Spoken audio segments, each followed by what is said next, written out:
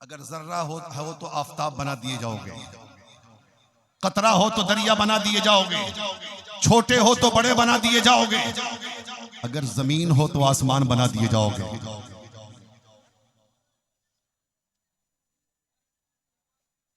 सुनो सुनो, तो मैंने क्या कहा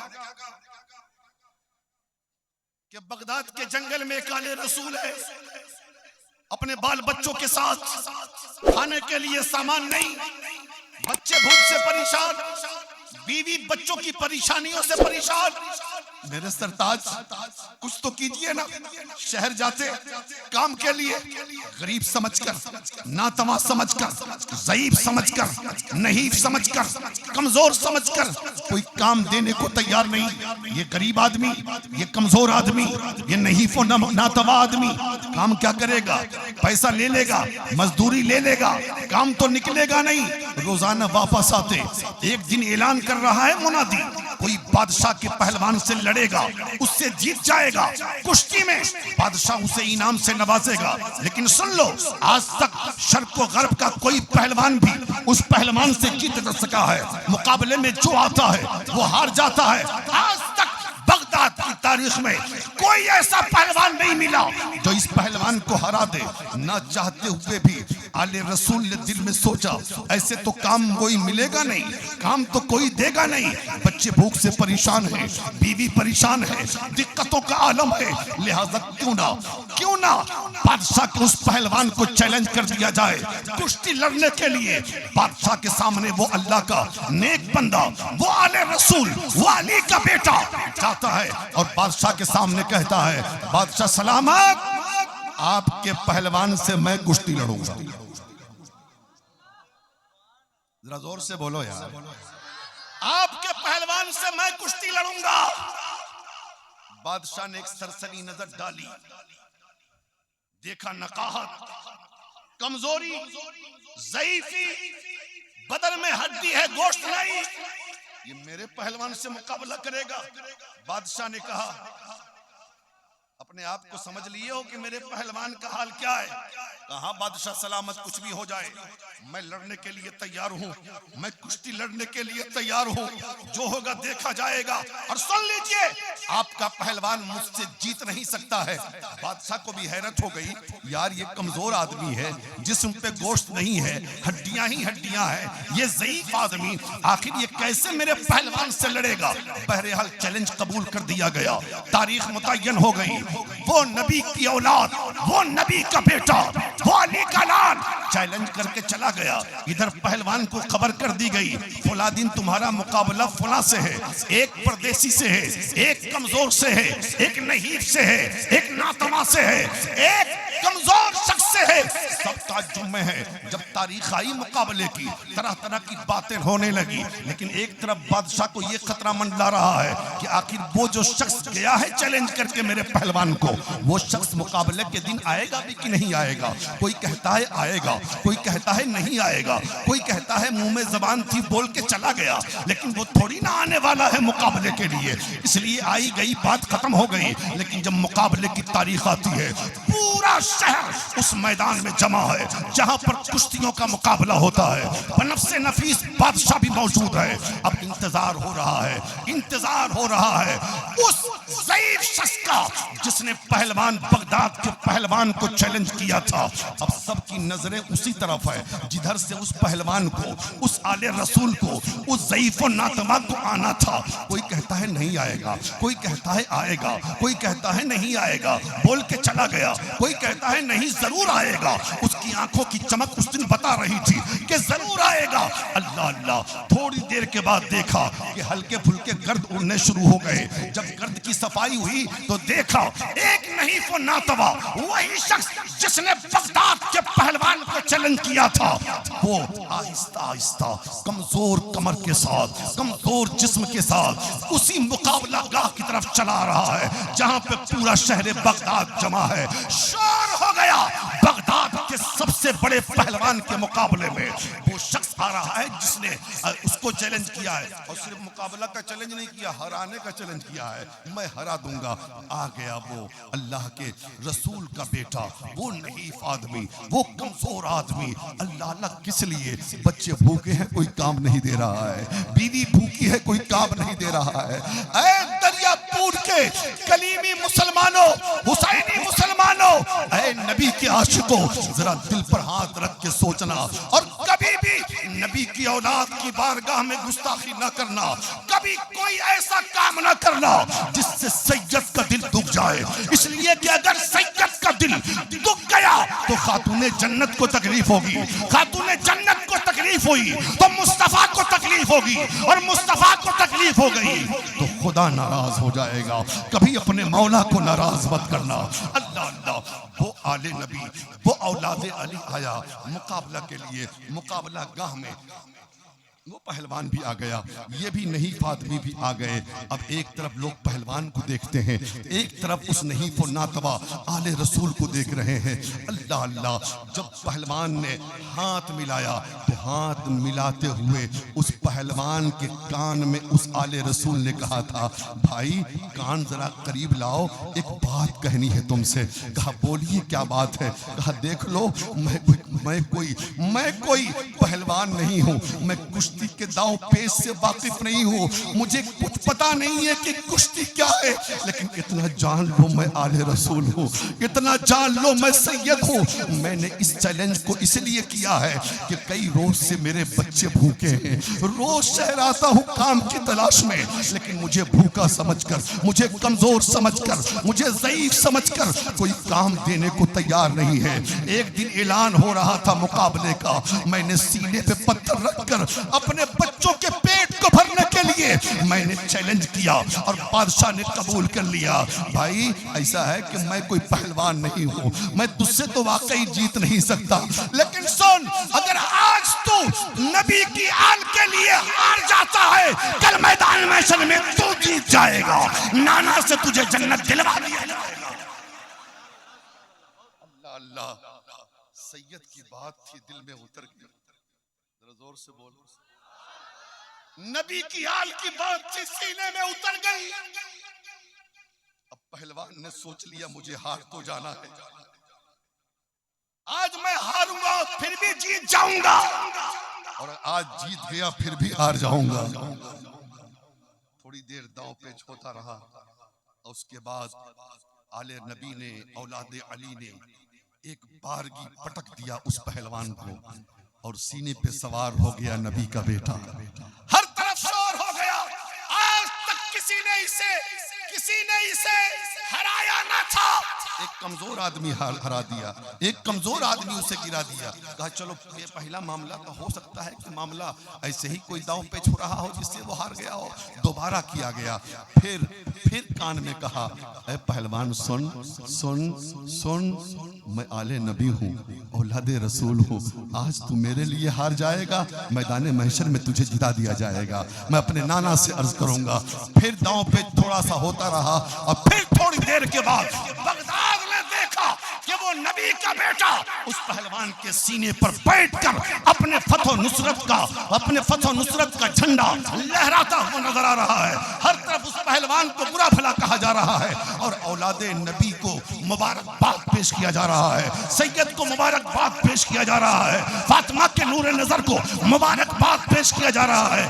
बादशाह ने बहुत सारे इनामात दिए, बहुत सारे इकराम से नवाजा, लेकिन वो पहलवान सर को नीचा करता हुआ वो एक तरफ से निकल गया। अब कोई शाबाशी देने वाला नहीं है, लेकिन जब रात में वो पहलवान सोता है, किस्मत बेदार होती है, मुस्तफ़ा ख्वाब में तशरीफ लाते हैं, रसूलुल्लाह ख्वाब में तशरीफ लाते हैं, सहाबा का मजमा लगा है, आका फरमाते हैं, ऐ मेरे सहाबा मेरे जुनैद को बुलाओ। जोर से बोलो, जोर से बोलो, जोर से, मेरे जुनैद को बुलाओ। जुनैद बुलाए गए, रसूल ने फरमाया, जुनैद तुमने मेरी आल के लिए हारना गवारा किया है, आज तेरे सर पे विलायत का ताज सजा दिया जा रहा है। उसी जुनैद को जमाना जुनैद बगदादी कहता है। जोर से बोले। एक आले रसूल के एहतराम ने, एक आले रसूल की इज्जत ने, एक आले रसूल की वजह से हारने ने हमेशा के लिए जुनैद बगदादी को जितवा दिया। ऐसी हार पे जमाने की सारी जीत कुर्बान हो गई। अल्लाह, जोर से बोलो, जोर से, जोर से। ये जुनैद बगदादी कौन है? गौसे पाक से 200 साल पहले का जमाना गुजरा है। कितने साल? 200 साल पहले। और जुनैद बगदादी ने भी सरकार बगदाद के आने की खबर दी थी कि मेरे बाद 200 साल के बाद एक बच्चा आएगा जिसका नाम अब्दुल कादिर जिलानी होगा। जोर से बोलो, जोर से। जो बगदाद का गौसो कुतुब होगा, जो इमामुल औलिया होगा, जो सैयदुल औलिया होगा। तो हजरात, मोहब्बत करो। और मैं आपको सलाम करता हूं, मुबारकबाद पेश करता हूं।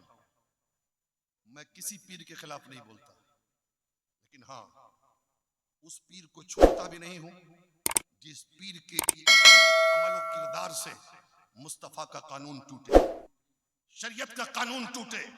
कोई मुझे दावत दे ना दे, लेकिन हम तो यार सच्चे पीर वाले हैं। कौन कहता है हम पीर वाले नहीं? हमारा पीर तो देख लो। लाओ जवाब, लाओ जवाब, लाओ जवाब। और ये सच्चाई है, गलत नहीं है। और पीर अगर आले रसूल मिल जाए, बागे ज़हरा का फूल मिल जाए,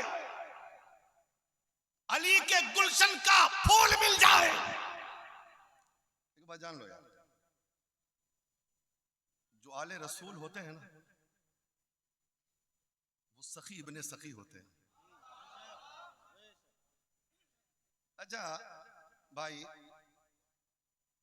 यकीनन मैं आपसे बहुत मोहब्बत करता हूं। क्यों पता है? सिर्फ इसलिए कि आप हमारे हुजूर से मोहब्बत करते हैं।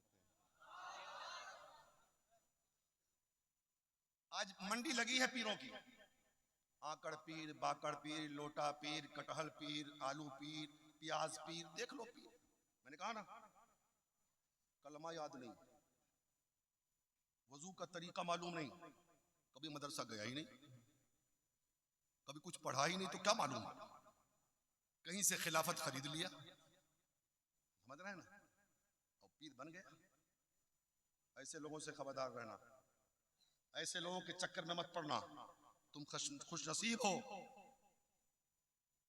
कि तुम्हारा पीर वारिसे मुस्तफा भी है, आले मुस्तफा भी है। अब सुनो, अब पीर के लिए या वली होने के लिए कितनी चीजें जरूरी है पता है? ये हम नहीं बोलेंगे, गौसे आजम से पूछते हैं। जरा जोर से बोलें। सरकारे गौसे आजम से पूछते हैं, आका पीर कौन बन सकता है? वली किसको कहा जाएगा? या किसकी लंबी पगड़ी को देखकर वली कह दे, किसकी लाठी को देखकर वली कह दे, किसके जुब्बा व दस्तार को देख के वली कह दे? का नहीं, क्या सब पीर बन सकता? का नहीं। गौसे आजम फरमाते हैं, पीर होने के लिए 12 शर्तों का होना जरूरी है। ये कौले गौसे आजम है।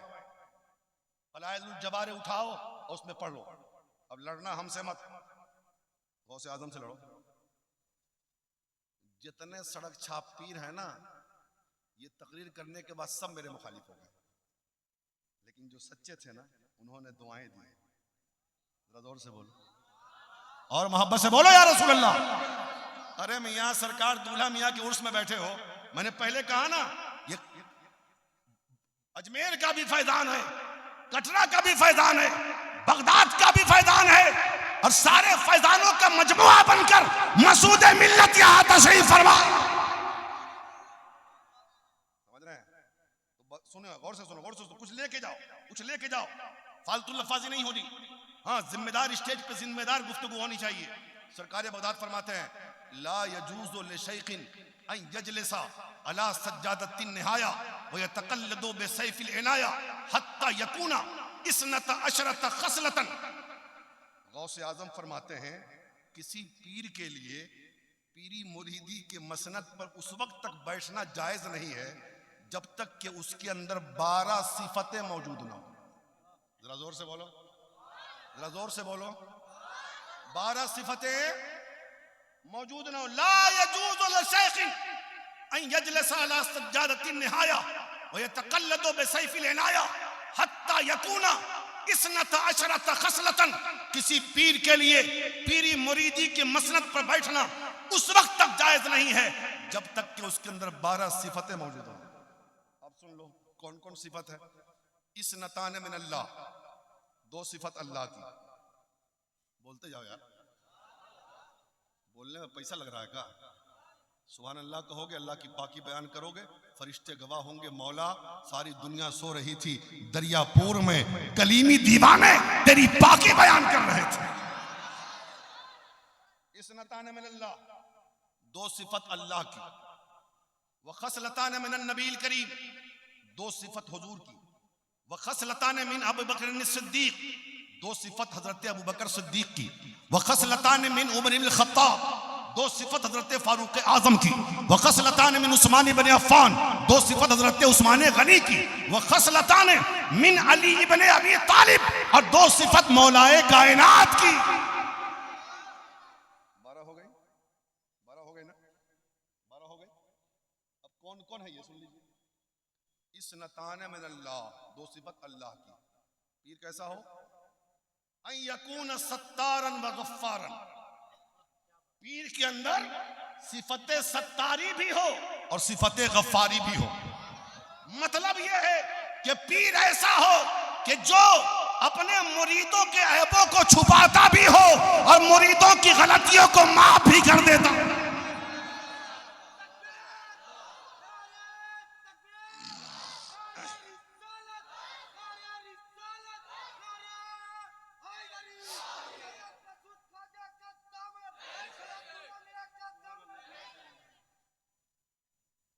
यकूना सत्तारन व गफ्फारन, पीर के अंदर सिफत सत्तारी भी हो और सिफत गफ्फारी भी हो।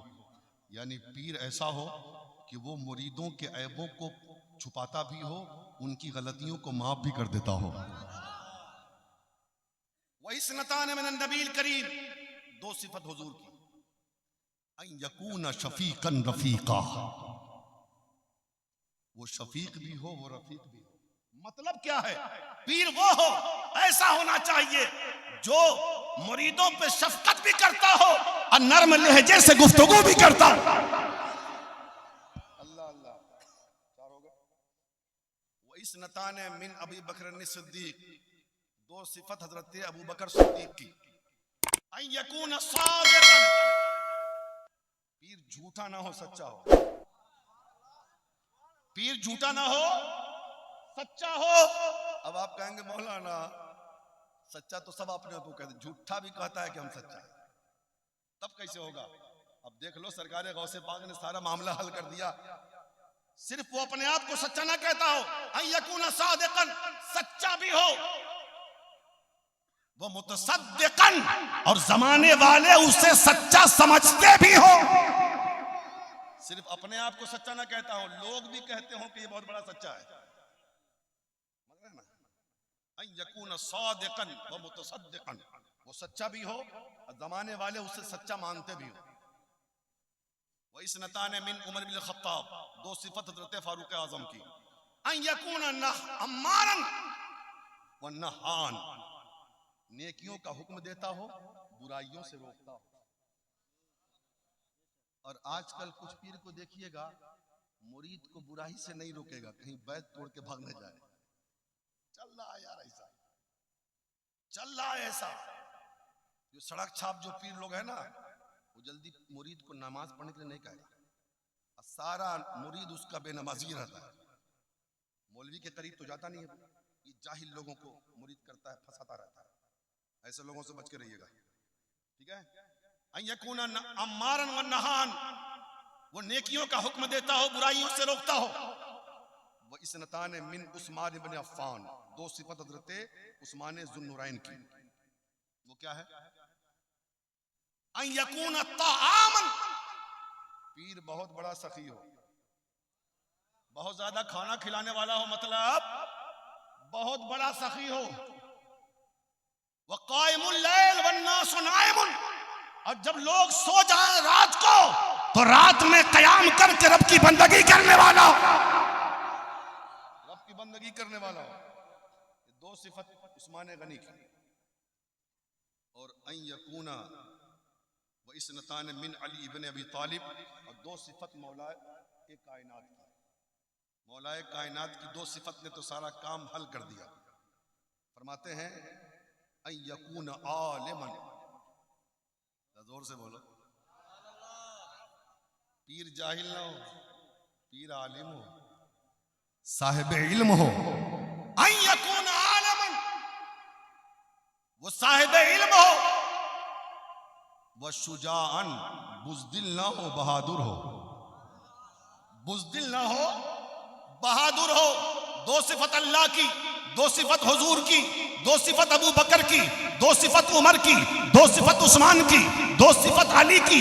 ये 12 शर्तें पीर के लिए जरूरी है। जब गौर से हम देखते हैं तो ये 12 शर्तें सरकार दूल्हा मियां में पाई जाती हैं। सरकार दूल्हा मियां ने अपने बेटे हजरत मसरूर मिल्लत को अता किया, और मसरूर मिल्लत ने अपने शहजादे मसरूर मिल्लत को सारी चीजें अता।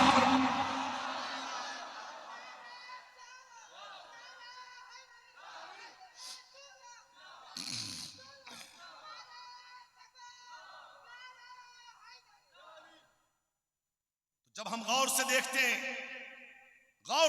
हैं, कोई ये ना समझे वल्लाह कि मैं सामने बोल रहा हूं, दिल में जो बस जाता है ना, उनका तज़किरा तन्हाइयों में भी होता है, महफिलों में भी होता है, जलवत में भी होता है, खलवत में भी होता है। मैं जब खुद एक तरफ इन 12 शर्तों को देखता हूं, मैंने सरकार दूल्हा मियां को नहीं देखा, सरकार मसरूर मिल्लत को नहीं देखा, लेकिन सरकार मसूद मिल्लत को जरूर देखा है। मैं जब इन 12 शर्तों को देखकर सरकार मसूद मिल्लत की जात का तज़किया करता हूं, खुदा की कसम मुझे ये एहसास होता है ये सारी 12 शर्तें मसूद मिल्लत के अंदर मौजूद। और सुनो, जब बेटा इन शर्तों का मजमुआ है तो बाबा कितना बड़ा होगा, दादा का आलम क्या होगा जब उनके गदा भर देते हैं शाहाने जमाना की झोली। मोहताज का जब ये आलम है, मोहताज का आलम क्या होगा, मुख्तार का आलम क्या होगा। हजरात, बड़े खुश नसीब हो आप, बड़े खुश नसीब हो।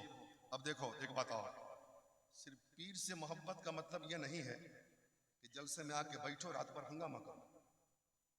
सोच लो कि हमने तो अपने पीर का हक अदा कर दिया, साल में एक मरतबा कटरा शरीफ चले जाओ, चादर चढ़ा दो, फूल चढ़ा दो, और सोच लिया कि हमने अपना काम कर दिया। नहीं, अल्लाह वाले, सरकार दूल्हा मियां हो या सरकार मसरूर मिल्लत हो, ये हमारी चादरों के मोहताज नहीं है, बल्कि हमारी चादरें उनकी मोहताज है, वो हमारी चादरों के मोहताज नहीं। और सुनिए, ये मज़ारों की चादरें उनकी विरासत नहीं है। उनकी विरासत का मामला यह है कि जो मिशन वो छोड़ के गए दुनिया से, उन मिशन पर चलना, ये उनकी बारगाह में सच्ची खराज अकीदत है। बोलो सही, बोलो सही, बोलो है कि नहीं। अरे भाई, वो जा रहे हैं तो जाने दीजिए ना भाई, जाने वालों को रोकता कौन है यार। ऐसा लगता है कि कभी देखे नहीं उनको। इधर देखो, इधर देखो, इधर देखो। हाँ, तो मैं एक बात कह दूं, जलसा में आना चाहिए, नारा लगाना चाहिए, हुजूर के कदमों को चूमना चाहिए, लेकिन सच्ची अकीदत यह है कि हुजूर जो हुक्म दें उस हुक्म पर चलना सबसे ज्यादा जरूरी है। और सुना दूं हुजूर का हुक्म क्या है, सुना दूं। हुजूर का हुक्म यह है कि उम्मत का हर फर्द, मुस्तफा का हर गुलाम, मुस्तफा का हर आशिक हुजूर की सीरत पे चलता रहे, नबी की सुन्नतों को जिंदा करता रहे, गुनाहों से बचता रहे, नेकियां करता रहे, सच्चा मुसलमान बनकर दुनिया में जिंदा रहे। सुनो, अब विरासत क्या है। मसरूर मिल्लत गए, बेशुमार दीनी इदारे छोड़ के गए, जो सरकार मसूद मिल्लत की सरपरस्ती में आज पूरे बंगाल में चल रहा है ना। उस मदरसे में पढ़ने वाले बच्चे, वहां के असातिज़ा, वहां का तालीमी निज़ाम, ये सारी चीजें आज जो फूल रही है, फल रही है, ये आले रसूल के कदमों की बरकत है ना। अब सुनो पीर से मोहब्बत का हाल देखो, पीर से मोहब्बत का हाल, पीर से मोहब्बत का हाल। आज हम चले आए, एक फूल लेके चले आए, सोचा कि काम हो गया हमारा। नाम सुना है महबूब इलाही का? बोलो, महबूब इलाही का नाम सुना है? हज़रत अमीर खुसरू का नाम सुना? अमीर खुसरू का, अमीर खुसरू कौन है? ये मुरीद है हजरत महबूब इलाही के।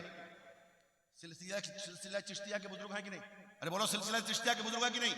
जरा देख लो पीर, हाँ ना महबूब इलाही जैसा पीर नजर आता है, ना अमीर खुसरू जैसा मुरीद नजर आता है। बंगाल फतह करने के लिए गए, बंगाल फतह करने के लिए जब आ रहे थे वापस में, तो रात के सन्नाटे में अचानक हजरत अमीर खुसरू एक मुसाफिर खाना की तरफ दौड़ते हुए जा रहे हैं और बोलते जा रहे हैं, बुए शेख मियायत, बुए शेख मियायत, बुए शेख मियायत। लोगों ने कहा हुजूर दिल्ली दूरस्त, उन्होंने कहा शेख की खुशबू आ रही है। लोगों ने कहा हुजूर दिल्ली बहुत दूर है, इतनी दूर से शेख की खुशबू कहां आ रही है? इतनी दूर से शेख की खुशबू कहां नजर आ रही है? कहां मिलेगी? लेकिन भागते जा रहे हैं, बुए शेख मियायत। सिपाही पीछे से दौड़ गए, वहां गए, देखा मुसाफिर खाने में एक मुसाफिर सोया है। रात के सन्नाटे में उस मुसाफिर को जगाने लगे, उस मुसाफिर की आंख खुली, कहा क्या बात है यार, क्यों जगाते हो? थका हुआ हूं, लंबे सफर से आया हूं, क्यों परेशान करते हो? हजरत अमीर खुसरू ने कहा भाई एक सवाल करूं तो बस जवाब दे दो। कहा बोलिए। कहा कहां से आया है? कहा दिल्ली से आ रहा हूं। दिल्ली में कहां से आ रहा है? कहा महबूब इलाही की बारगाह से आ रहा हूं। बता इसलिए गया था, बेटी की शादी करनी थी, गुर्बत थी, परेशानी थी, इंतजाम नहीं हो रहा था। बीवी ने कहा पीर के पास जा, पीर के पास जा, पीर के पास जा, पीर देंगे तो ले आना, बेटी की शादी हो जाएगी। गया था, एक हफ्ता रुका रहा, चलने लगा ना, कुछ मिला कि नहीं? काम मिला तो, लेकिन ऐसी चीज मिली है जो किसी काम की नहीं। कहा क्या मिला? कहा देखो ना, ये टूटा हुआ जूता मिला। ये टूटा हुआ जूता मिला है, न पहनने के काम आए, न बेचने के काम आए। अमीर खुसरू ने कहा मुसाफिर ये बता, इस जूता को बेचेगा? मोहब्बत देखो, इस जूता को बेचेगा? उसने कहा सुबह से कोई मिला नहीं क्या? ये जूता भी कोई खरीदेगा क्या? ये तो टूटा फाटा जूता, ये किसी को दिया भी नहीं जा सकता, पहना भी नहीं जा सकता, तू खरीदेगा क्यों? कहा मजाक नहीं करना भाई, तू बोल, अगर बेचेगा तो मैं खरीदने के लिए तैयार हूं। जब उस मुसाफिर को पता चल गया, समझ में आ गया, नहीं ये तो सही बोलता है, ये मजाक नहीं कर रहा है, ये सच बोलता है, ये मजाक नहीं कर रहा है। कहा ठीक है, ठीक है, ठीक है, मैं बेच देता हूं। अब बोलो कीमत बोलो। अब क्यों मजाक कर रहे हो यार? टूटा हुआ जूता है, जो कीमत दोगे बोनस ही होगा, काहे को हमसे पूछवा रहे हो? कहा नहीं, जो देना हो दे दो। कहा नहीं, बोलो। कहा मैं बोलूंगा नहीं, जो देना हो जो दे दो, चलेगा। हजरत अमीर खुसरू ने फरमाया कि मैं सफर में हूं, मेरे पास ज्यादा पैसे नहीं है, थोड़े से पैसे हैं, इतने ले लो। कहा कितने हैं? कहा 5 लाख सोने के सिक्के हैं। जोर से बोलो, जोर से। क्या कहा? 5 लाख सोने के सिक्के हैं, सफर में हूं, इतना ले लो। दिल्ली का पता नोट करो, मैं इस जूते की कीमत नहीं दे सकता, दिल्ली का पता नोट करो। जब दिल्ली आना, जितनी कीमत चाहोगे खुसरू तुम्हें देने के लिए तैयार है। अल्लाह अल्लाह अल्लाह अल्लाह अल्लाह। अब वो तो बहुत चक्कर हो गया। इसलिए कहते हैं कभी कभी अल्लाह वाले ना जो बोलते हैं तो लोगों को उल्टा समझ में आता है। उल्टा समझ में आता है। आंखों को बंद करते हैं दीदार के लिए, ठीक है ना? जब यकीन हो गया कि सही में ये देने वाले हैं, कहा ये तो डकैत डाकू लोग चुरा लेंगे, झूठ लेंगे। कहा ठीक है, मैं अपने सिपाहियों के जरिए तुम्हारे घर पहुंचवा देता हूं। देखिए अल्लाह वाले ने टूटा जूता दिया। वो सोच रहा था इससे होगा क्या, लेकिन अल्लाह का वली देख रहा था मेरा मुरीद खुसरू आ रहा है, रास्ते में जूता खरीद लेगा, इसकी बेटी के शादी का इंतजाम हो जाएगा। हो गया। अब देख लीजिए, हम और आप होते तो जूता क्या करते, झोला में रख लेते, पन्नी में रख लेते, यही ना करते भाई। इसको भी समझते कि बहुत अदब हमने किया है। अव्वलन तो खरीदते ही नहीं, ये टूटा क्या है, खरीद लेते तो उसको रख देते कहीं झोला वाला में, पॉलिथीन वॉलिथीन में। लेकिन अमीर खुसरू की मोहब्बत देखो पीर से, अल्लाह अल्लाह, उसको पॉलिथीन में नहीं रखा, उसको झोला में नहीं रखा, इधर उधर नहीं रखा, बल्कि अपनी दस्तार खोली, सर पे रख के दस्तार के नीचे बांध लिया। जोर से बोलो, जोर से। सर के नीचे दस्तार में बांधा है और लेके चले हैं झूमते हुए दिल्ली। निजामुद्दीन औलिया इंतजार ही कर रहे थे, मेरा खुसरू आ रहा। पहुंचे, अस्सलाम वालेकुम, सलाम, आ गए जी, हुजूर आ गया। अब सवाल होता है, खुसरू मेरे लिए क्या लेके आए हो, मेरे लिए क्या लेके आए हो? का हुजूर सब कुछ तो दिया हुआ आपका है, मैं क्या दे सकता हूं आपको, मेरे बस का क्या है, मेरे पास क्या है? क्या कुछ नहीं लाए हो? कुछ तो लाए होगे। दस्तार उठा कर रख दिया, यही लाया हूं आपके लिए तोहफा। अरे ये तो मैंने एक मुरीद को दिया था, एक हफ्ते से पड़ा था, उसकी बेटी की शादी थी तो मैंने दिया, कुछ था नहीं तो मैंने कहा इसी को लेके चला जा, ये भी तुमने उससे छीन लिया। हुजूर छीना नहीं है, खरीदा है। छीना नहीं है, खरीदा है। कितने में खरीदा? का हुजूर 5 लाख सोने के सिक्के में। महबूब इलाही फरमाते हैं, बस मेरे जूते की कीमत इतनी कम, कदमों में सर रख दिया। नाज बर्दारी देखिए, मोहब्बत देखिए। हाँ हुजूर सफर में था, पता दे दिया हूं, जब आओगे ना तो जितना चाहोगे इस जूते की कीमत लेके चला जाना। महबूब इलाही फरमाते हैं, अमीर खुसरू इतनी मोहब्बत करते हो मुझसे आप, इतना प्यार है, इतनी अकीदत है, सरकार जबान से बयान नहीं कर सकता। इससे भी ज्यादा है, इससे भी ज्यादा है, इससे भी ज्यादा है। उसी वक्त महबूब इलाही ने फरमाया था, अगर शरीयत इजाजत देती तो हम और खुसरू एक ही कब्र में दफन हो गए होते। लेकिन ऐसा नहीं हुआ। लेकिन वहीं पर पीर का मजार है, वहीं पर मुरीद का मजार है। लेकिन ये जरूर फरमाया था, जो मेरे यहाँ आना चाहे पहले खुसरू के यहाँ आए, फिर मेरे यहाँ की हाजिरी कबूल कर। समझ रहे हो? जब कोई मोहब्बत से अपने पीर को मानता है, अपने पीर से अकीदत रखता है, तो पीर भी नवाजने में देर नहीं लगाता। थोड़ा सा इम्तिहान होता है, इम्तिहान में पास हो गया तो बेड़ा पार हो गया। समझ रहे हैं ना? इसलिए मेरे भाई मैंने शुरू में बहुत सारी बातें कही कि पीर का फायदा क्या है, पीर बनाना जरूरी क्यों है। अब बगैर पीर के काम चलता भी नहीं है। मैंने कहा पीर हमारा मरकज होता है, जो जवाब हमसे नहीं बनता हमारा पीर जवाब देता है। जहां हम फंसते हैं हमारे पीर हमारी रहबरी करते हैं, जहां पर हम परेशान होते हैं हमारी परेशानियों का इजाला हमारे पीर के जरिए होता है।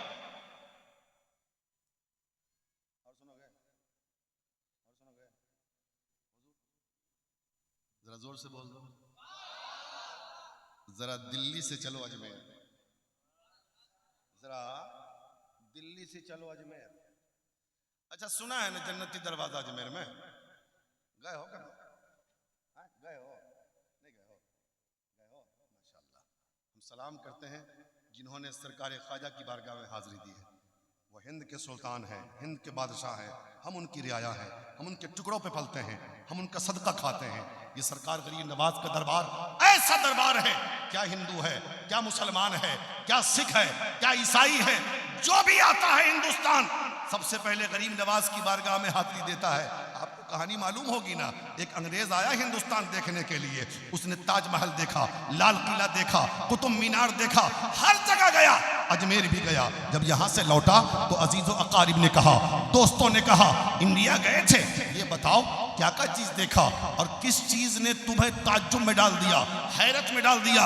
वो अंग्रेज कहता है, मैंने लाल किला देखा, ताज्जुब ना हुआ, कुतुब मीनार देखा, ताज्जुब ना हुआ, और ताजमहल देखा, ताज्जुब ना हुआ, हिंदुस्तान के बहुत सारे मकामात देखे, ताज्जुब ना हुआ, लेकिन जब अजमेर गया तो बड़ा ताज्जुब हुआ। जोर से बोलो, जोर से। अजमेर गया तो बहुत ताज्जुब हुआ। का क्या ताज्जुब हुआ? का मैंने देखा अजमेर का सुल्तान अपनी कब्र में लेटकर पूरे मुल्क पर हुकूमत कर रहा।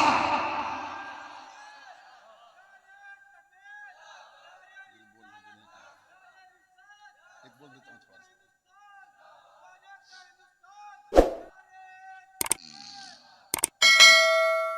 जन्नती दरवाजे की जो तारीख है ना, मैं बता दूं आपको।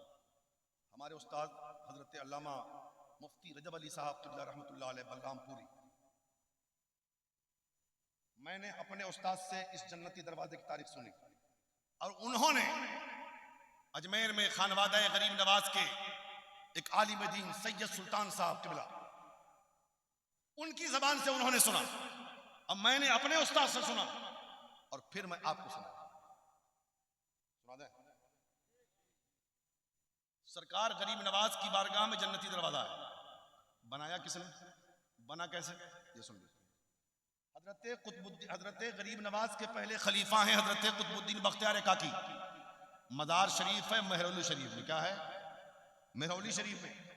और हजरत कुतुबुद्दीन बख्तियार काकी के पहले खलीफा हैं हजरत बाबा फरीदुद्दीन गंजे शकर, जिनका मजार पाक पटन पाकिस्तान में है ना। इतना तो समझ गए ना। एक मर्तबा दिल्ली में हजरत कुतुबुद्दीन बख्तियार काकी को भूख लगी। सरकार कुतुबुद्दीन बख्तियार काकी ने फरमाया, फरीद, ए बेटा फरीद, पैसे ले लो, रोटी गोश्त लेके चले आओ। पैसा लेके गए, रोटी गोश्त लाने के लिए गए तो चौराहे पर बहुत भीड़ देखा।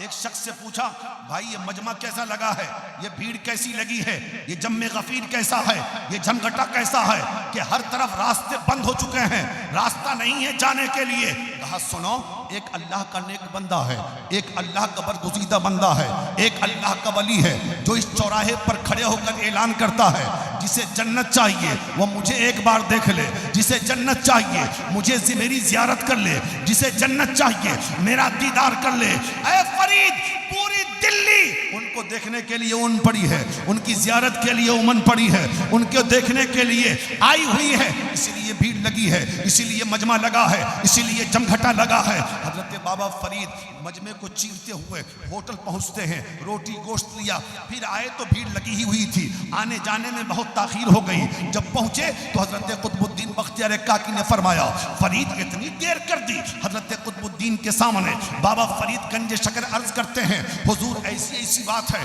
एक अल्लाह का वली नेक बंदा उस चौराहे पर खड़े होकर ऐलान कर रहा है, जिसे जन्नत चाहिए मुझे देख ले। पूरी दिल्ली जमा है और देख के जन्नत हासिल कर रही है, दिल्ली के लोग जन्नत हासिल कर रहे हैं। सरकार इसीलिए देर हो गई। हजरत बाबा कुतुबुद्दीन फरमाते हैं, अच्छा फरीद ये बताओ कि तुमने उन्हें देखकर जन्नत हासिल किया कि नहीं?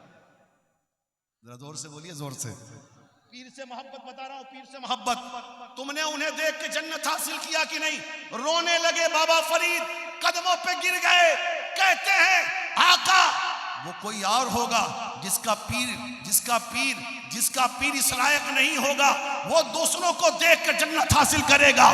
मेरा पीर तो ऐसा है, मैं सुबह शाम देखता हूं और अपने पीर को देख के जन्नत हासिल करता हूं। अल्लाह अल्लाह अल्लाह। अच्छा, इतनी मोहब्बत करते हो मुझसे? इससे भी ज्यादा करता हूं। पीरो मुरीद में गुफ्तगू हुई तो जोश में हजरत बाबा कुतुबुद्दीन ने फरमाया, ठीक है सुनो, जब तुम इतनी मोहब्बत करते हो तो पीर की बारगाह से इनाम भी तो मिलना चाहिए ना तुम्हें। फरमाया, सुनो फरीद, तुम मुझे देख के जन्नत हासिल करोगे, जमाना तुम्हें देख के जन्नत हासिल करेगा। जरा जोर से बोलना, जोर से यार, और जोर से बोलो यार रसूल अल्लाह। तुम मुझे देख के जन्नत हासिल करोगे, जमाना तुम्हें देख के जन्नत हासिल करेगा। बोल तो दिया। थोड़ी देर के बाद जलाल ठंडा हुआ, सोच में पड़ गया, या अल्लाह ये बात तो मैंने बहुत बड़ी कर दी जो मेरे इख्तियार में नहीं है। दिल्ली से अजमेर चले गए। गरीब नवाज ने देखा बहुत परेशान है मेरा मुरीद, बहुत परेशान है कुतुबुद्दीन बख्तियार काकी। तो फरमाया, कुतुबुद्दीन क्या दिक्कत है, क्या परेशान है? क्या हुजूर ऐसी ऐसी बात है और मैंने इतना बड़ा जुमला कह दिया है, लेकिन ये मेरे बस की बात तो है नहीं। गरीब नवाज फरमाते हैं, कुतुबुद्दीन तेरे बस में रहे चाहे ना रहे, मोइनुद्दीन के बस में जरूर है। अल्लाह अल्लाह, ये सुल्तानुल हिंद कह रहे हैं, मोइनुद्दीन के बस में जरूर है। इत्मीनान हुआ तो अब दादा पीर ने हजरत बाबा फरीद को क्या इनाम दिया सुन लीजिए। चलने लगे बाबा कुतुबुद्दीन बख्तियार काकी। तो फरमाया, कुतुबुद्दीन तुमने तो इनाम दिया अपने मुरीद को कि जो उसको देखेगा जन्नती हो जाएगा। अब मेरी तरफ से फरीद को एक इनाम दे देना कि दादा पीर ने कहा है, दुनिया में जब तक तुम रहोगे लोग तुम्हें देख के जन्नती बनेंगे, और तुम्हारे दुनिया से जाने के बाद तुम्हारे बनाए हुए खिड़की और दरवाजा के सामने से गुजर जाएगा, वो जन्नती हो जाएगा। अल्लाह अल्लाह अल्लाह आके सुना दिया कि दादा पीर का इनाम ये है। तो हजरत बाबा फरीद गंज शकर ने एक खिड़की बनाया, एक दरवाजा बनाया। दरवाजा लगाया अजमेर में, जिसे हम जन्नती दरवाजा कहते हैं, दरवाजा लगाया अजमेर में। और खिड़की कह दिया कि मेरे मजार में लगा देना। खिड़की कह दिया कि मेरे मजार में लगा देना। अब एक बात ये सवाल पैदा होता है, जब दरवाजा अपने दादा पीर के मजार में लगवा दिया तो खिड़की अपने पीर के मजार में लगवा दिए होते। ये अपने पीर के मजार में लगाने की जरूरत क्या है? यहीं पर अल्लाह के वली का इल्म गैब साबित हो रहा है। अल्लाह के वली को पता था कि जब हिंदुस्तान की तकसीम होगी तो मेरे पीर का मजार और दादा पीर का मजार हिंदुस्तान की सरहदों में होगा और मेरा मजार पाकिस्तान की सरहदों में होगा। इसलिए फरमाया मेरे इंतकाल के बाद खिड़की मेरे मजार में लगाना, ताकि हिंदुस्तान वाले दरवाजे से गुजरकर जन्नती हो, पाकिस्तान वाले खिड़की से गुजरकर जन्नती हो जाए। अब बोलो, जब अल्लाह के वली को इल्म गैब पता है तो नबी के इल्म गैब का आलम क्या होगा? जब उनके गदा भर देते हैं शाहाने जमाना की झोली, मोहताज का जब ये आलम है, मुख्तार का आलम क्या होगा? हज़रात, ये पीर से मोहब्बत है, ये पीर से अकीदत है। इसलिए मेरे भाई बड़े खुश नसीब हैं हम भी और आप भी कि हमारे हाथों में सरकार का दामन है। और जो खुर्द नवाजी है ना, जो छोटों पे शफकत है ना, जो सखावत का उनसुर है ना, अल्लाह जो नबी की आल होती है ना, जो नबी की औलाद होती है, उनका हाल यही होता है। जो नबी के घर वाले होते हैं उनका हाल यही होता है कि खुद नहीं खा के औलों को खिलाने वाले कितने साबिर थे मोहम्मद के घराने। समझ रहे हैं? इसलिए मेरे भाई हम आपको मुबारकबाद पेश करते हैं। जिन लोगों ने इस जश्न दूल्हा मियाँ का इनेकाद किया है, हम उनको मुबारकबाद पेश करते हैं कि आपने अल्लाह के वली की बारगाह में खिराज अकीदत पेश किया है। अल्लाह आपके इस नजराने को कबूल फरमा ले, इन अकीदतों की लाज रख ले, और सरकार दूल्हा मियाँ के सदक़े, सरकार मसरूर मिल्लत के सदक़े आपकी तमाम जायज़ मुरादों को पूरी फरमाए। और हमारे जितने भाई हैं, हमारे सिलसिले कलीमिया के जितने भाई जो सरकार मसूद मिल्लत के कदमों से लिपटे हुए हैं, जो इनके कदमों से वाबस्ता हैं, इनके दामन से वाबस्ता हैं, मैं सबके लिए दुआ करता हूँ अल्लाह ताला सबको सुरखुरू रखे, सबके रिस्क में बेपनाह बरकत अता फरमाए, और हमें हमारी अकीदत को सलामत रखे, हमारी मोहब्बतों को सलामत रखे। इस अकीदत को रियाकारी से अल्लाह पाक कर दे, इस मोहब्बत को दिखावे से पाक कर दे। हमारे दिल में आले रसूल की जो मोहब्बत हो, ये खालिस मोहब्बत हो, इसमें दिखावा ना हो, इसमें रियाकारी ना हो, इसमें और इधर उधर की कोई चीज ना हो। सच्ची मोहब्बत हम नबी की आल से करेंगे, नबी की आल से, नबी की औलाद से करेंगे। अल्लाह देख रहा है, अल्लाह इसका अज्र हमें अता फरमाएगा। मैंने अल्लाह से दुआ है अल्लाह ताला हम सबको अमल खैर की तौफीक अता फरमाए। मेरे बोलने में कोई भी अमदन सहबन खताएं लफ्ज़ें भूल चूक हो गई हो, मैं सिर्फ दिल से तौबा कर। और हर आशिक को हक है कि अपने माशूक को ढूंढे, हर मुहिब को ये हक हासिल है कि अपने महबूब को तलाशे। अगर महबूब मुहिब महबूब को नहीं ढूंढेगा तो ढूंढेगा किसे? आशिक अगर माशूक को नहीं तलाशेगा तो तलाशेगा किसे? गुलाम अपने आका का इंतजार नहीं करेगा तो इंतजार करेगा किसका? खादिम अपने मखदूम के रास्ते पर टकटकी लगाए नहीं बैठेगा तो बैठेगा कहां? अल्लाह इस इश्क की आग को सलामत रखे। इस मोहब्बत और प्यार को सलामत रखे। बच्चा ज्यादा बदमाशी करेगा तो शादी करवाता है, इसलिए बच के रहो, नहीं तो टेंशन ही टेंशन है। सरकार हुजूर मसूद मिल्लत दामत बरकातहू आलिया की ज़ात पाक बहुत जल्द मेंबर शरीफ पर रौनक अफरोज होने वाली है। ये वो ज़ात है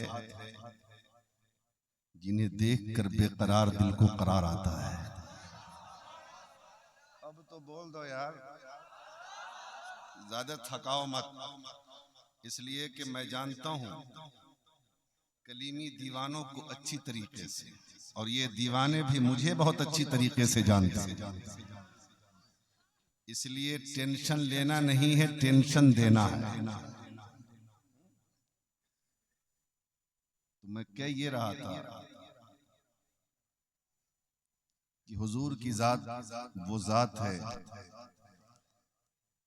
कि बेकरार देखे तो करार आ जाए, मुसीबत ज़दा देखे तो मुसीबतें दूर हो जाए।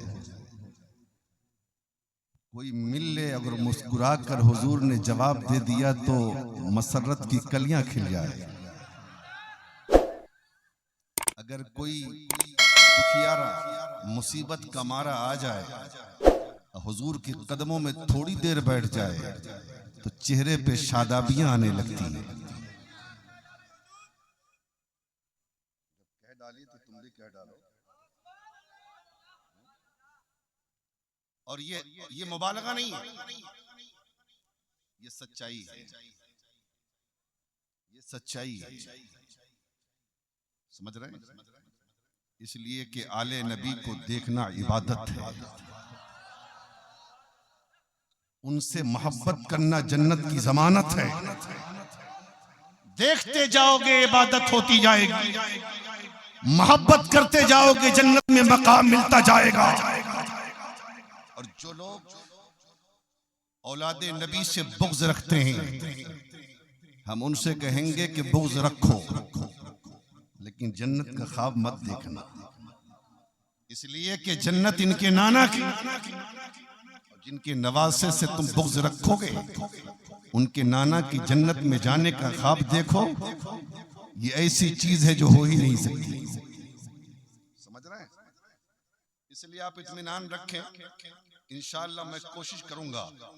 फैजान अजमेर का भी बरस रहा है, कलियर का भी बरस रहा है, कटरा का भी बरस रहा है, और सारे फैजानों का मजमुआ सरकार मसूद मिल्लत की जात यहां मौजूद है।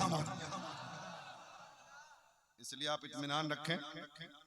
उस्ताजुल उलमा वल फुक़हा मुफक्किर कौम मिल्लत हजरत अल्लामा मुफ्ती इकरामुल हक साहब क़िबला रौनक मिंबर हैं। खलीलुल उलमा मुहिब्बे गिरामी वक़ार मोतमदे हुजूर मसूद मिल्लत हजरत अल्लामा मौलाना खलीलुर रहमान साहब क़िबला कलीमी इस तरफ मौजूद है। अब मुझे डरने की जरूरत नहीं है, जरा मोहब्बत से दुरूद पाक पढ़ लीजिए।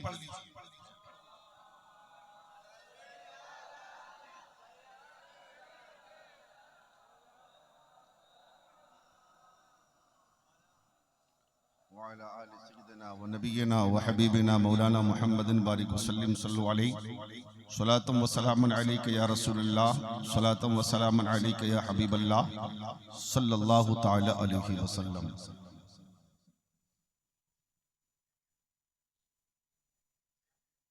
नात का एक शेर है, मेंबर शरीफ पे बैठने वाले उलमा से मैं दरखास्त करूंगा कि वो सुने और दुआएं दें, आप भी सुने। नूरे हक जलवा नुमा था, मुझे मालूम न था। नूरे हक जलवा नुमा था, मुझे मालूम न था। शक्ल इंसान में छुपा था, मुझे मालूम न था। नूर हक जलवा नुमा था, मुझे मालूम न था। शक्ल इंसान में छुपा था, मुझे मालूम न था। बारहा जिसने कहा था अना बशरुन, उसने। अल्लामा खलील साहब। बारहा जिसने कहा था अना बशरुन, उसने मन रानी भी कहा था, मुझे मालूम न था। मन रानी भी कहा था, मुझे मालूम न था।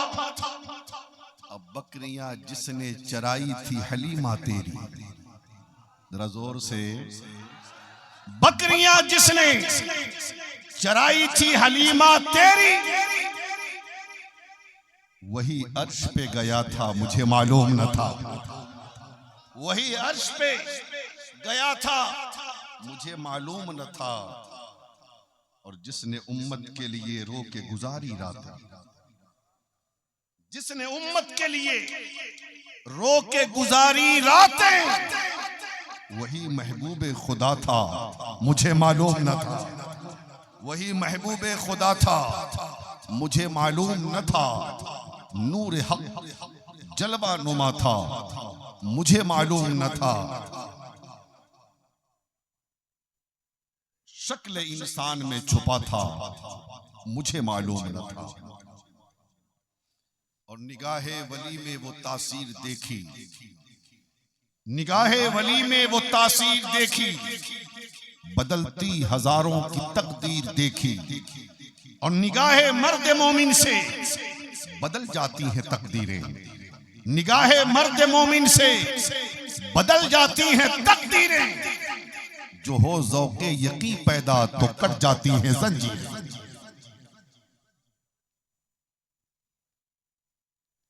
हज़रात,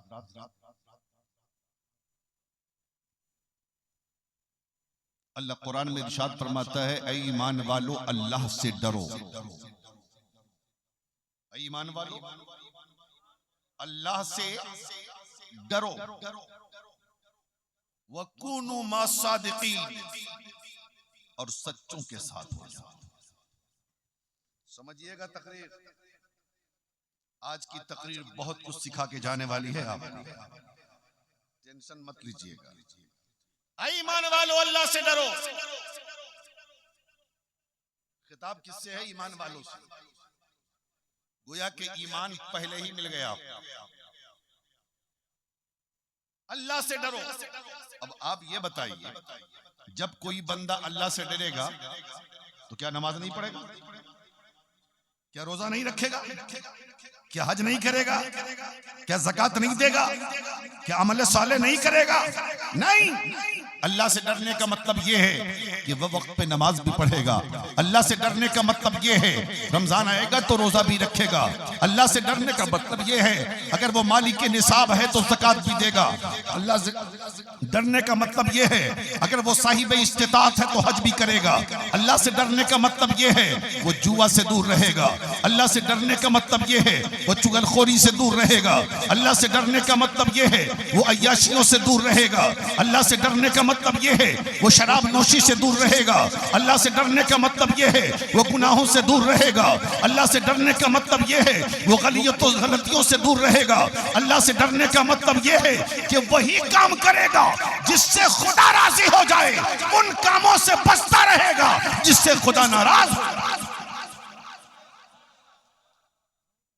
तो अल्लाह से डरेगा। अब देखिए खिताब किससे? ईमान वालों से। ईमान पहले मिल गया और डरने के बाद अमल भी, नमाज भी, रोजा भी, हज भी, ज़कात भी।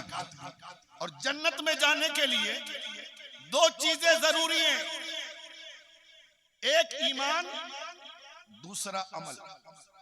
एक ईमान, दूसरा अमल। जैसे कुरान में है वल अस्र इन्नल इंसान लफी खुस्र, बेशक इंसान घाटे में।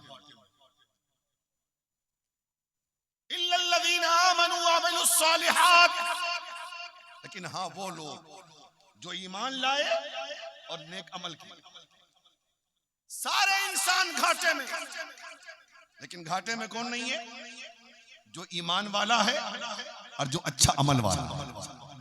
तो ईमान पहले मिल गया, चूंकि खिताब ईमान वालों से, और अल्लाह से डरने के बाद नमाज भी पढ़ा, अल्लाह से डरने के बाद रमजान का रोजा भी रखा, अल्लाह से डरने के बाद ज़कात भी दिया, अल्लाह से डरने के बाद हज भी किया, अल्लाह से डरने के बाद अमल साले भी किया, अल्लाह से डरने के बाद गुनाहों से भी बचा, अल्लाह से डरने के बाद अच्छा काम भी करता रहा, अल्लाह से डरने के बाद अपने रब को राजी करता रहा।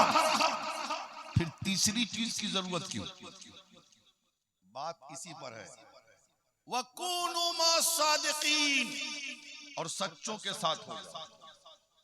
अब ये बताइए, जब ईमान वाला भी है, नेक अमल भी किया, और ईमानो अमल से जन्नत मिलती है, ईमानो अमल से मकाम मिलता है, ईमानो अमल से अल्लाह राजी होता है, ईमानो अमल से अल्लाह खुश होता है, ईमानो अमल से इंसान को ऊंचा मकाम मिलता है, ईमानो अमल से सारी चीजें आसान हो जाती हैं। तो जब ईमानो अमल से जन्नत भी मिल गई, जब ईमानो अमल से जब जन्नत की बहारें हासिल हो गई, ईमानो अमल से जब अल्लाह राजी हो गया, ईमानो अमल से जब अल्लाह खुश हो गया, ईमानो अमल से जब सारी चीजें सही हो गई, तो फिर ये तीसरी चीज वकूनु मासादिकीन, सच्चों के साथ हो जाओ।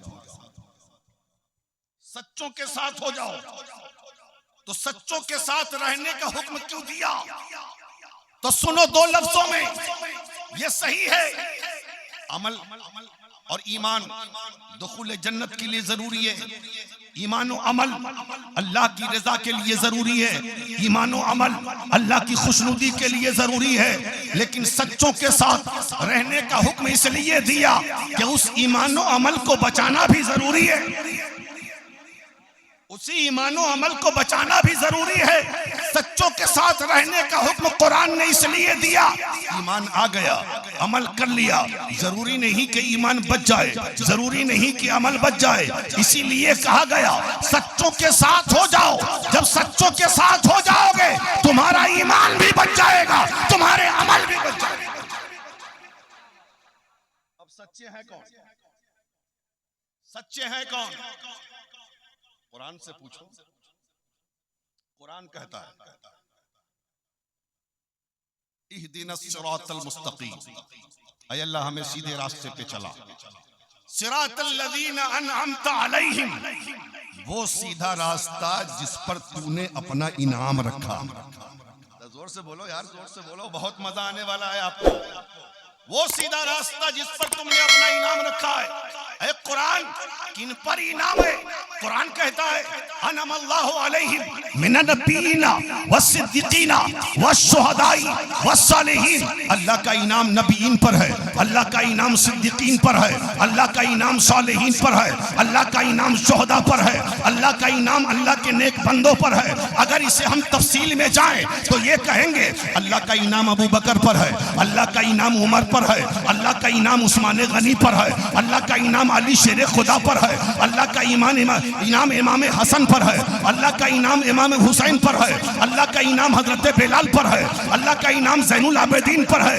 और आगे जाएंगे तो हम ये कहेंगे अल्लाह का इनाम गौसे आजम पर है, अल्लाह का इनाम गरीब नवाज पर है, अल्लाह का इनाम बख्तियार काकी पर है, अल्लाह का इनाम महबूब इलाही पर है, अल्लाह का इनाम गंजे शकर पर है, अल्लाह का इनाम हजरत चिराग दहलवी पर है, अल्लाह का इनाम मुजद्दिद अल्फसानी पर है, अल्लाह का इनाम इमाम अहमद रजा पर है, अल्लाह का इनाम मखदूम अशरफ जहांगीर समनानी पर है, अल्लाह का इनाम हजरत कलीमुल्लाह चिश्ती पर है, अल्लाह का इनाम हजरत दूल्हा मियां पर है, अल्लाह का इनाम मसरूर मिल्लत पर है।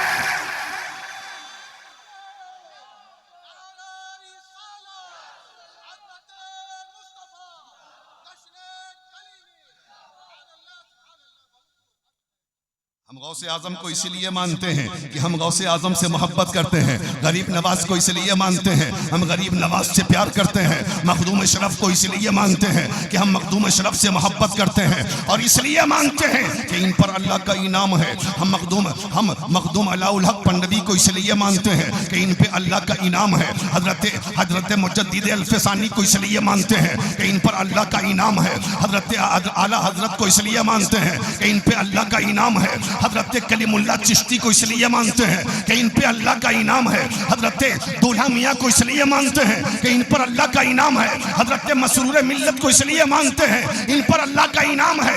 इसलिए कि जो अल्लाह का, जिन पर अल्लाह का इनाम होता है वो अल्लाह के हबीब होते हैं,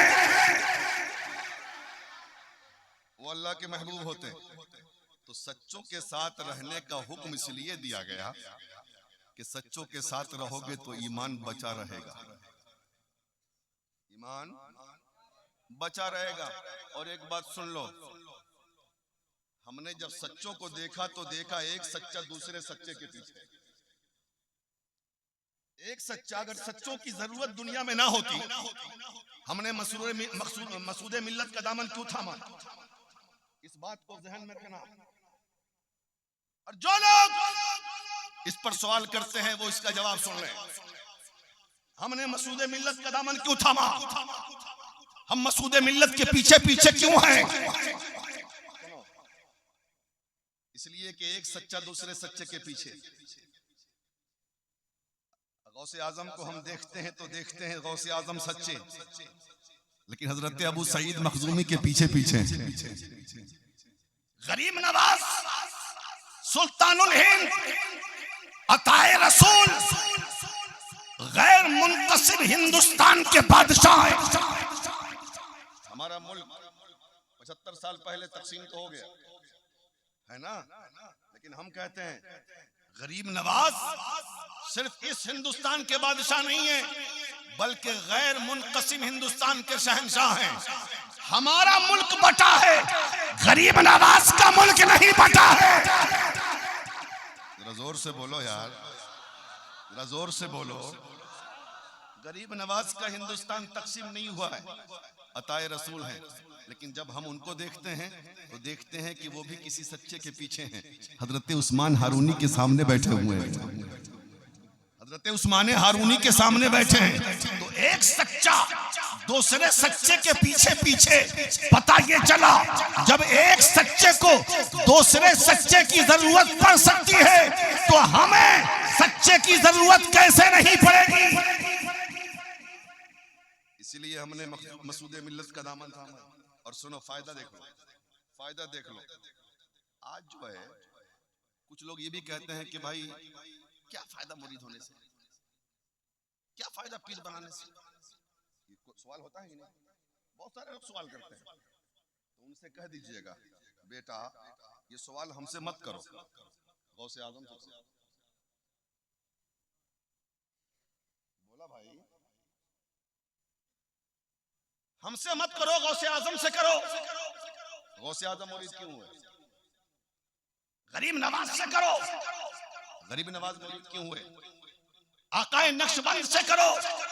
आकाए नक्शबंद मुरीद क्यों हुए? मौलाए सोहरवर्द से पूछो। उनको पीर की जरूरत क्यों पड़ी? मौलाए रूम से पूछो, जरा जोर से बोलो। मौलाना रूम से पूछो, उनको शमसे तबरेज की जरूरत क्यों पड़ी? उनको शमसे तबरेज की जरूरत क्यों पड़ी? क्या हुआ? मौलाना रूम क्या कहते हैं? जब शम्स तबरेज का दामन थाम लिया तो मौलाना रूम क्या कहते हैं? मौलवी हरगिज न शुद्ध मौलाए रूम, मौलवी हरगिज न शुद्ध मौलाए रूम, ता गुलामे शम्स तबरेजी न शुद्ध। मौलाना रूम उस वक्त तक मौलवी बना ही नहीं जब तक के शम्से तबरेज का गुलाम ना हो गया। लेकिन इसका तर्जमा दूसरे तरीके से करेंगे तो और मजा आएगा। मौलवी हरगिज न शुद्ध मौलाए रूम, मौलाना रूम मौलवी ही रहा, मौलाना बन सका। जोर से बोलो। मौलाना रूम मौलवी ही रहा, मौला उस वक्त तक ना बन सका जब तक के शम्स तबरेज की गुलामी नसीब ना हो गई। पता चला मदरसा मौलवी बनाता है, खानकाह मौला बनाता है। नारे तकबीर, नारे रिसालत, जश्न कलीमी, अजमत मुस्तफ़ा मौलाना जियाउद्दीन कटक साहब किबला। नारे तकबीर, नारे रिसालत। दरियापुर मदरसे में आओगे मौलवी बनकर निकलोगे, जगदीशपुर जाओगे मौलवी बनकर निकलोगे, कटरा शरीफ जाओगे मौलवी बनकर निकलोगे। ये मदरसे मौलवी बनाते हैं, लेकिन अगर खानकाह हुसैनिया कलीमिया में जाओगे तो मौलवी रहोगे, अल्लाह तुम्हें मौला बना देगा। अब बोलो, तकरीर सुनोगे? अब तकरीर सुनोगे, बोलना ना पड़े। आशिकों को बोला नहीं जाता, इश्क की आग इतनी भड़कती है कि दुश्मन जल जाते हैं। समझ रहे हैं? तो जरूरत पड़ी ना, पीर की जरूरत पड़ी कि नहीं? पीर की जरूरत पड़ी कि नहीं? हाँ, इसलिए। और सुनो, पीर जब बनाता है इंसान तो फायदा देखता है। हजरत इमाम राजी का नाम सुना? हजरत इमाम फखरुद्दीन राजी, नजमुद्दीन कुबरा के मुरीद हैं। जरा जरूर से बोलो, नजमुद्दीन कुबरा के मुरीद हैं। रूह निकलने वाली है, बिस्तरे मर्ग पर है। मैं बताना चाहता हूं कि पीर का दामन था, कामिल पीर का। ये सड़क छाप पीर का नहीं, कामिल पीर का। दूल्हा मियां जैसे पीर का, मसरूर मिल्लत जैसे पीर का, मसूद मिल्लत जैसे पीर का। पीर का दामन पकड़ने से फायदा क्या, बेनिफिट क्या? हजरत इमाम राजी मुरीद है किनके? नजमुद्दीन कुबरा के। बिस्तरे मर्ग पर है। ये जो इबलीस है ना, जनाबे इबलीस, ये बहुत बदमाश है, हर जगह पहुंच जाता है, कब्र तक जाएगा, पीछा नहीं छोड़ता। लेकिन यहां पर पीर काम आते हैं। आया शैतान राजी, ये बताओ खुदा कितना का? एक का दलील दो। एक दलील दिया, काट दिया। दूसरी वो भी तो मौलाना था ना, इबलीस भी तो मौलाना मुअल्लिमुल मलकूत है। वो इतनी तरक्की कर गया कि जिन्नातों की जमात से फरिश्तों की जमात में शामिल कर दिया गया, जन्नत में पहुंच गया। और ऐसे ही नहीं, टीचर बन गया। टीचर, अब बाद में हो गया फटीचर। टीचर बन फरिश्तों को पढ़ाता था। न वैसा पढ़ने वाला, न वैसा मदरसा। और फरिश्ते उसको झूला पे बैठा के झूला झूलाते थे। बताइए ऊंचा मकाम कितना हुआ, कितना ऊंचा मकाम हो गया। तो था तो बहुत भारी मौलाना ना। एक दलील दिया इमाम राजी ने, काट दिया। दूसरी दलील दिया, काट दिया। तीसरी दलील दिया, काट दिया। चौथी दलील दिया, काट दिया। इमाम राजी दलील देते रहे खुदा की वहदानियत पर, वो शैतान काटता रहा। 360 दलीलें थी, दे दिया, सब काट दिया। अब हजरत इमाम राजी बगैर दलील के हो गए। बहुत दूर अपनी खानकाह में इमाम राजी के पीरो मुर्शिद हजरत नजमुद्दीन कुबरा नमाज के लिए वजू बना रहे थे। जरा जोर से बोलो। और सारे मंजर को मुलाहिजा कर रहे थे कि राजी के साथ हो क्या रहा है। और ये जान गए कि राजी के पास अब दलील नहीं, सारी दलीलें काट दी। अब पीर का फायदा देखो। हजरत नजमुद्दीन कुबरा ने अपना लोटा उठाकर शैतान को मारा और वहीं से कहा, ऐ राजी, कह क्यों नहीं देता? मैं बगैर दलील के खुदा को एक मानता हूं। अब देखो काम कौन आया? जोर से बोलो, काम कौन आया? पीर आया।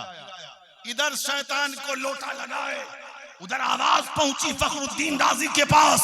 फखरुद्दीन राजी ने कहा, ओ शैतान, मैं बगैर दलील के खुदा को एक मांगता हूं। दलील दोगे तब तो काटेगा, जब बगैर दलील माना जाएगा तो काटेगा क्या? पता ये चला। इधर जवाब दिया, इधर रूह कफ से उनसुरी से परवाज करो। अच्छा ये बताओ, अगर पीर ना होते तो ईमान जाता कि नहीं?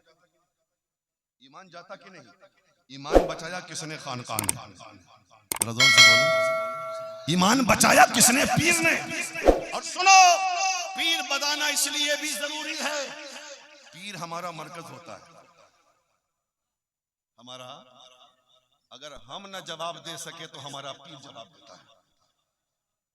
हम अपने आप को ना बचा सके तो हमारा पीर अपने आप को बचाता है, हमें बचाता है। इसलिए मुरीद होना भी बहुत जरूरी है। लेकिन सुनो, उल्टे सीधे पीर से मुरीद मत होना।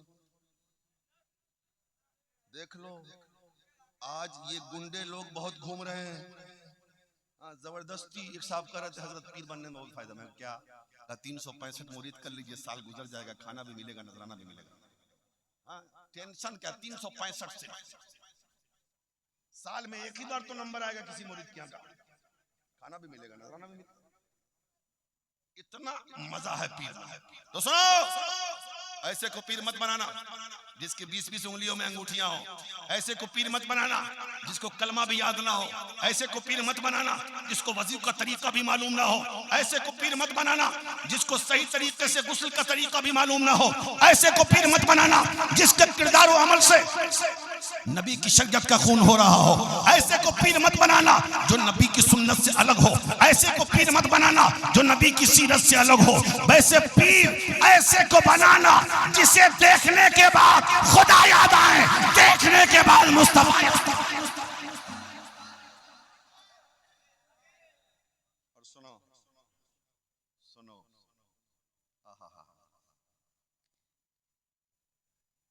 और जरा सा, और जरा गरीब नवाज की बात। अच्छा,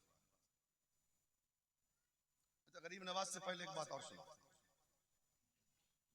सैयद का एहतराम वाजिब। जोर से बोलो, उनकी ताजीम वाजिब। आला हजरत सरकार फरमाते हैं कि सैयद अगर गुनहगार भी है फिर भी उस सैयद की ताजीम वाजिब है। और सुनो, अगर सैयद आले रसूल अगर इंतकाल कर जाएं तो कब्र में अल्लाह उन्हें अजाब नहीं देता है। ये सदका है खातून जन्नत का। चूंकि ये फातिमा की औलाद है, अली के बेटे हैं, फातिमा की औलाद होने की वजह से अल्लाह इन्हें अजाब नहीं देता है। तो ये दुआ करना कभी सैयद की बारगाह में गुस्ताखी ना होने पाए। सैयद का एहतराम करना, उनसे मोहब्बत करना, इसलिए कि सैयद का एहतराम करने के बाद न जाने कितने लोग जो जर्रा थे तो आफताब बन गए, कतरा थे तो दरिया बन गए, जमीन थे तो आसमान बन गए। सुना तो भाई, ये तकरीर खत्म करते हैं। देखो बाबू, आज मैं बहुत मूड में हूं। अभी तो शुरू किया हूं, समझ रहे हैं ना। अभी माल और खजाना तो बाकी है। मैं इंतजार कर रहा हूं कि हुजूर तशरीफ लाए तो फिर हुजूर के सामने कुछ कुशाई हो जाए। समझ रहे हैं ना। हाँ, मेन टॉपिक जो आप चाहते हैं सुनना, ठीक है ना। और हमारे नकीब साहब ने जो कहा ना, आज मैं उसको भी सुनाऊंगा, फिर देखिए।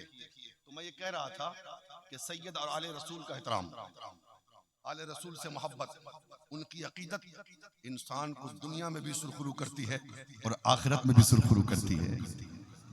था बगदाद में एक पहलवान, बगदाद में, जरा जोर से बोलो, जरा जोर से, बगदाद में एक पहलवान था जिसकी शोहरत दूर दूर तक, कोई भी पहलवान उससे कुश्ती लड़ने के लिए तैयार नहीं होता था। दुनिया जानती थी कि इससे लड़ेगा कोई भी वो हार जाएगा। वो बादशाह ने उसे पहलवानी के लिए रखा था, शहंशाह ने उसको रखा था। एक आले रसूल अपने बच्चों के साथ, अपनी अहलिया के साथ गुर्बत की वजह से जंगल में ठहरा है।